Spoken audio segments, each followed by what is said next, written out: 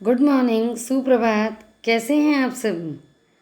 आइए हम पढ़ते हैं सुदामा चरित खंड काव्य का एक भाग जो कक्षा 8वीं के पाठ्यक्रम में सम्मिलित किया गया है। प्रस्तुत कविवर नरोत्तम दास द्वारा रचित सुदामा चरित नामक खंड काव्य से लिया गया है। सुदामा अपनी पत्नी के द्वारा अधिक विवश करने पर पोटली में 1.25 सेर चावल बांधकर उपहार देने के लिए साथ में लेकर कृष्ण से मिलने चल पड़ते हैं। अपनी दरिद्रता को दूर करने हेतु द्वारिकापुरी जा पहुँचते हैं। कृष्ण जी के द्वार पर पहुँचते हैं।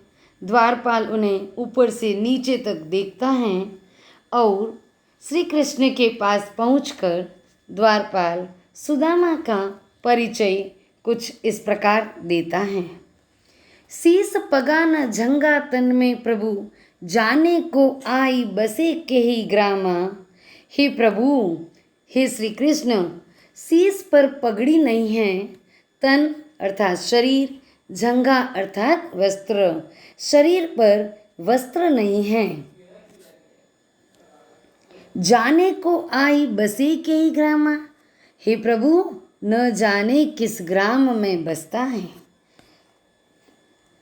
धोती फटी सी लटी दुपट्टी, धोती फटी हुई है, दुपट्टी भी फटी हुई है, और पाँव उपान को नहीं सामा, पाँव में उपान नहीं है, चप्पल नहीं है। द्वार खड़ो द्विज दुर्बल एक, द्वार पर एक द्विज ब्राह्मण जो बड़ा दुर्बल है वह खड़ा, और रहो चकीसो वसुधा अभिरामा, चकित होकर वसुधा की ओर, सुंदर पृथ्वी की ओर देख रहा है। पूछत दीन दयाल को धाम, हे प्रभु, दीन दयाल आपका धाम पूछ रहा है, आपका पता पूछ रहा है।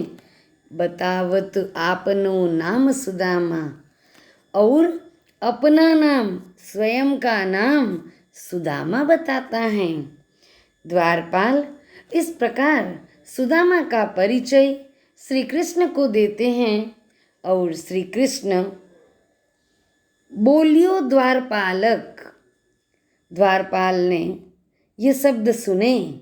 जब द्वारपाल ने ये बोला और श्री कृष्ण ने ये शब्द सुने, सुदामा नाम पांडे सुनी, सुदामा पांडे का नाम सुना, अपने बचपन का मित्र तुरंत याद आ गया। और क्या किया उन्होंने? छांडे राजकाज ऐसे जी की गति जाने को, छांडे छोड़ दिया समस्त राजकाज को, उस जी की गति को कौन जान सकता है?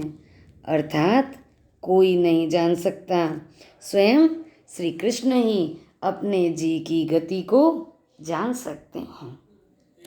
द्वारपाल ने श्री कृष्ण से कहा कि सुदामा नामक पंडित आए हुए हैं। सुदामा का नाम सुनते ही कृष्ण ने राज्य का सारा कार्य छोड़ दिया, बंद कर दिया, और उस समय श्री कृष्ण की मन की गति को, हृदय की गति को उनके अलावा भला को अर्थात कौन जान सकता है? अर्थात कोई नहीं, वे स्वयं ही जान सकेंगे।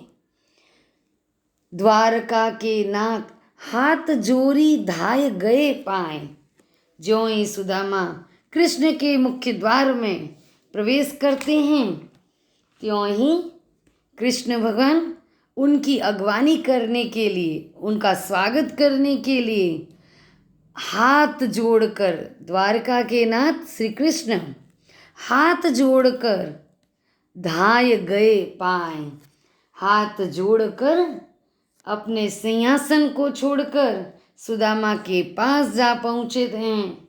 कृष्ण ने दौड़कर क्या किया? धाय गए पाए, उनके पैरों को पकड़ लिया, हाथ जोड़ के खड़े हो गए। तत्पश्चात उन्होंने भेंटे भरी अंक लपटाए, आलिंगन किया, गले लगा लिया। भेंटे यानी मिले, अंक लपटाए गले लगे, दुख साने को। और ऐसी दशा को देखकर, सुदामा की ऐसी दशा को देखकर कृष्ण बहुत दुखी हुए। नैन दो जल भरी पूछत कुशल हरि। श्री कृष्ण के दोनों नेत्रों में जल भर गया, आंखों में आंसू आ गए। वे उनसे, सुदामा से कुशल क्षेम पूछने लगे। श्री कृष्ण के अलावा दूसरे के दुख को और कौन समझ सकता है। दोनों आंखों से आंसू बहाते हुए कुशल क्षेम पूछने लगे। इस बात पर विप्र बोलियो, ब्राह्मण सुदामा बोले, विपदा में मोई पहचानत, विपत्ति में क्या तुमने मुझे पहचान लिया। अर्थात कृष्ण के अलावा मुझे और कौन पहचान सकता है। गरीबी में तो अपने भी लोगों को भूल जाते हैं, तो आप मित्र हैं, मुझे आपके अतिरिक्त और कोई नहीं पहचान सकता है।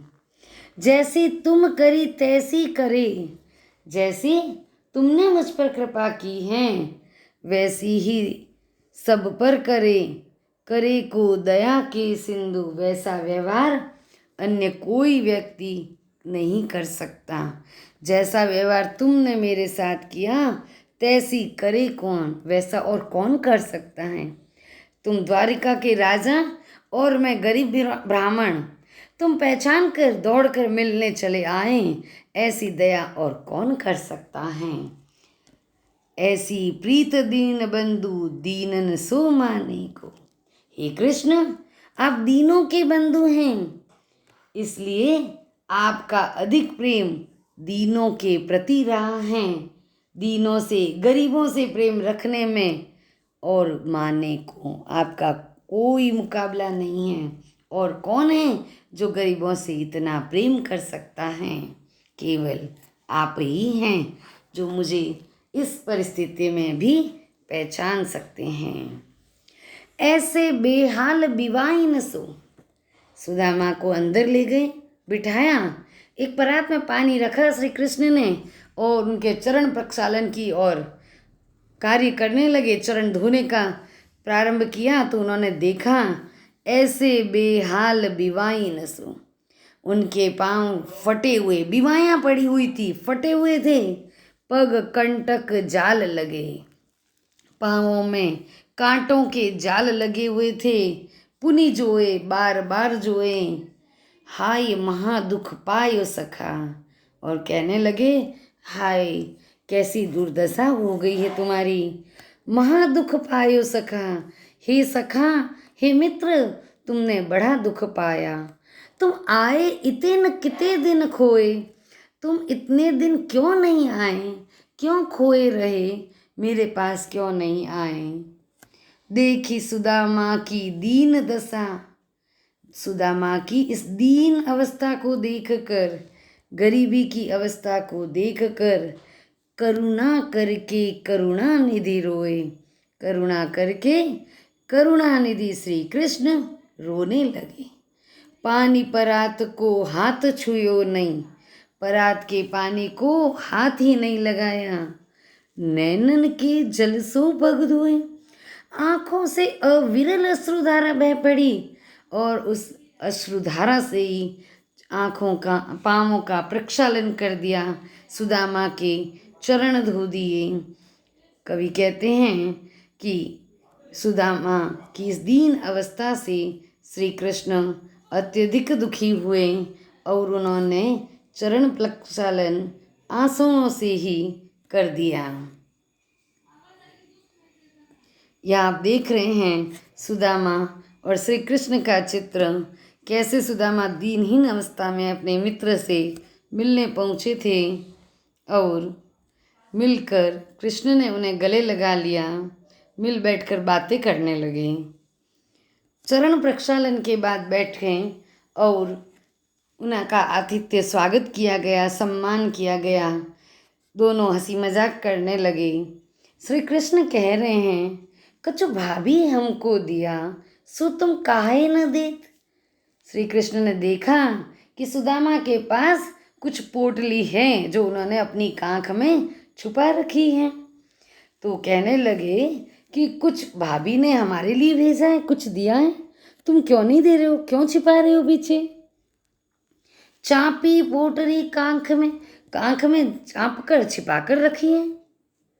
रहे कहो के हेतु, किस हेतु ऐसा काम कर रहे हो, किस हेतु तुम मुझे नहीं दे रहे हो। श्री कृष्ण कहने लगे, आगे चना गुरु मातु दये थे। जब हम गुरुकुल में रहते थे तो आगे भी तुमने ऐसा ही किया था। गुरु माता ने चने दिए थे, लए तुम चाबी हमें नहीं दी ने।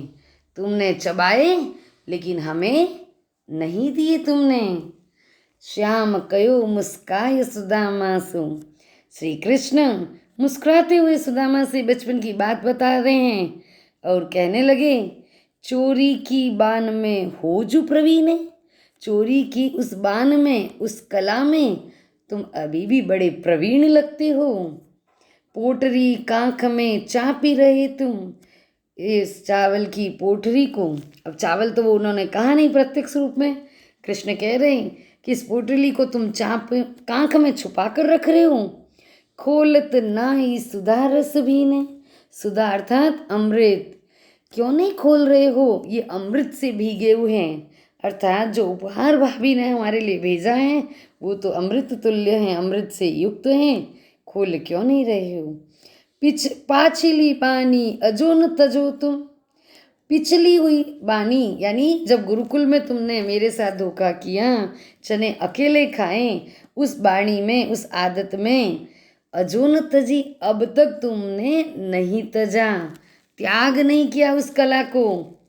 तैसे ही भाभी के तंदुल की ने, वैसा ही तुम भाभी के इन चावलों के साथ कर रहे हो।